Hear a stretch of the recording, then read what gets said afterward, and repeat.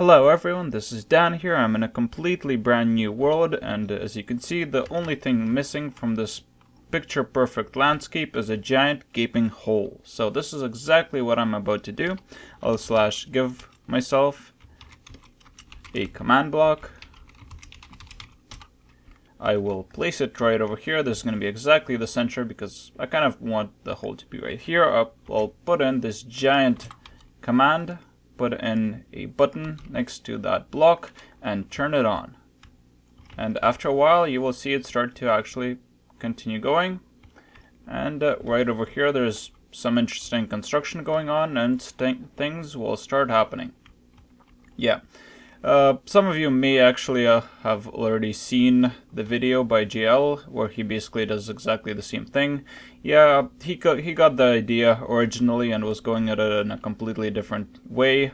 I suggested doing it consequentially like this instead of in blocks of 16 by 16 by 16, which does seem to work out quite a bit better, as you can see, although there is a bit of a maximum distance you can go with this setup, but still. Anyway, we kind of split apart after a while, and this is the method that I came up with. He came up with a different one, obviously, which I do suggest you see. It's pretty cool. But anyway, it's sort of lagging at the moment, and yeah, that's mostly expected. So what I'm going to do instead is I'm going to actually go off, and this will finish. My computer's quite bad, and I will be back when this entire thing is cleared out, so I can go over all the command blocks. And there we go. The entire area has been cleared. It's centered around the command block that you place with 385 squares in each direction. And it works really nice. And now I'll just go over to the one of the servers, because this is currently a single player world, and yeah, I find that I can explain things a lot better on this server. So here we are. And I just placed this command block and put in the command and spawn it in so we can actually see it happening without the computer lagging out so horribly. So here goes, it's done all of this and it's starting the deletion process. So while that's going, let's go over the explanation. So obviously this command block summons all of these above. They're all falling sand entities riding on each other.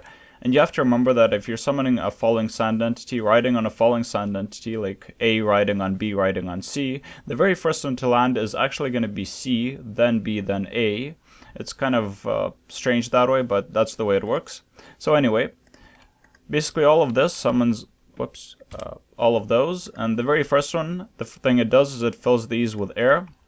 Now what those blocks are really is this block, a couple blocks below and a couple blocks above in a really long line, and that's kind of a progress bar, I guess you can say, because the newer command blocks will all be summoned along that line, and when it reaches the end and there's no longer that line available, it just it'll summon that command block, but it won't get activated because it's activated by a falling sand entity, which is a redstone block. So the very next one is a fill command, which just actually puts in that line. The one after that is a fill command for air, which clears out the area at the very edge for the new command block to spawn in. And most of these, like the fill in with air commands, are really just fail safes, because I found that sometimes if you've got a redstone block at the very edge there close by, it'll kind of fail the design, which kind of sucks. So I've got several of these fail safes, both here and in the other one. But anyway, after that, it summons the very first command block, which will be doing the actual deletion. And finally, it sets a redstone block next to it, so it gets started. After which, let's go over right here, where it's actually continuing, and let's see if we can capture. Come on.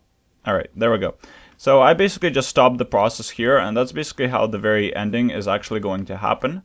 Because if there's line just stops, the redstone block just falls down and this doesn't get activated. So this is the one that actually summons in those command blocks. So let's see if I can capture it. I need to stop the very last one really, so let's see if I can get that. Wrong one. I need to kind of stop this one right here.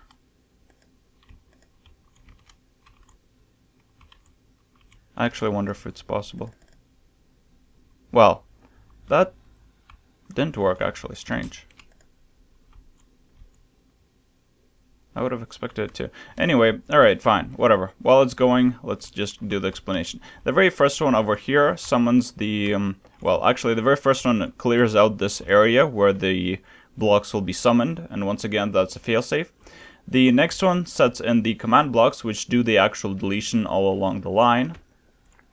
The block right above it copies the block down below, the, summoning block, over to the next place. The one above that summons a falling sand entity to fall over here to update it.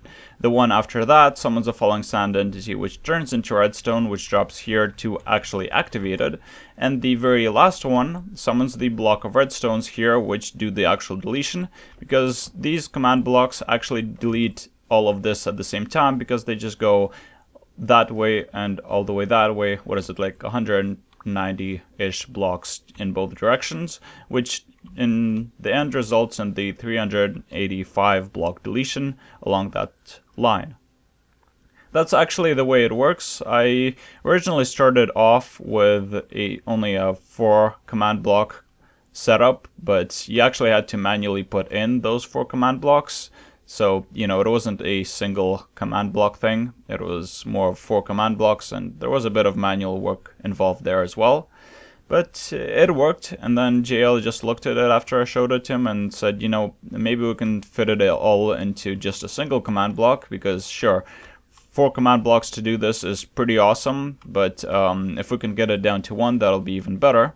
So yeah, we kind of worked together on that, and then we kind of separated as well and got our own versions. And yeah, so if you haven't checked his out, I do suggest you do so. It's basically the same principle, but he's doing it slightly differently, well, quite a bit differently. So yeah, other than that, that's basically it. I'm kind of lagging out here, so there's really no point in continuing, but it'll reach the very end shortly.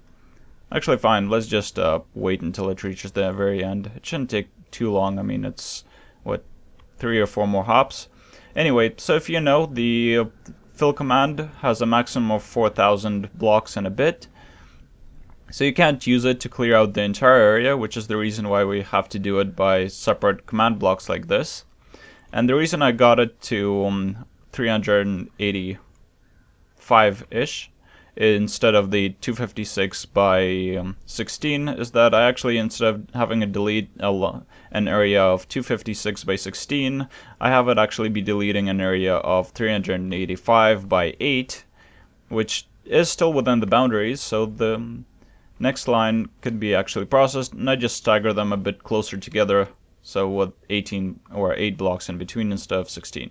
Alright, so we're actually done. I have no idea why the game is actually still lagging, but as you can see over here, there we go, it should have stopped. Anyway, so as you can see over here, it summoned the very last block, and it summoned the 2 falling sand entities that were supposed to turn it on, and because there is that tape down at the bottom is no longer there, it just ends up like this. And yeah, that's basically it. So if you want the command, that'll be, well, actually I'm probably gonna just upload the txt file. So it's gonna have the command at the bottom. The second command at the bottom is the one for air. The very last command at the bottom will be the one for glass, in case you want to try it with, filling it up with glass. Then, let's see, other than that, you can also just read it through. The actual command itself is broken down so you can easily read it, in multi-lines instead of just in a huge single line. So yeah, check it out, and you can obviously play around with it.